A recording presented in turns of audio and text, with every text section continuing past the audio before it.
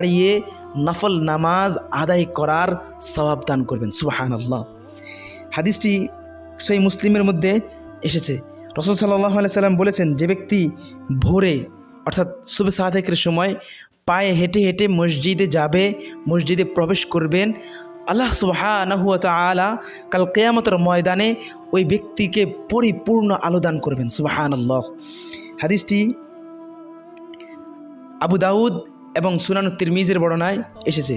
রাসূল সাল্লাল্লাহু আলাইহি সাল্লাম বলেছেন, যে ব্যক্তি ফজরের সালাত আদায় করবে, আল্লাহ তাকে জান্নাতের সবচেয়ে বড় নিয়ামত দান করবেন। অর্থাৎ ওই ব্যক্তি আল্লাহ সুবহানাহু ওয়া তাআলাকে দেখতে পারবে, অর্থাৎ আল্লাহ সুবহানাহু ওয়া তাআলার দিদার লাভ করবে এবং ওই জান্নাতি ব্যক্তি আল্লাহ সুবহানাহু ওয়া তাআলাকে পূর্ণিমার রাতের আকাশের চাঁদের মতো দেখতে পাবে। সহিহুল বুখারীর 573 নম্বর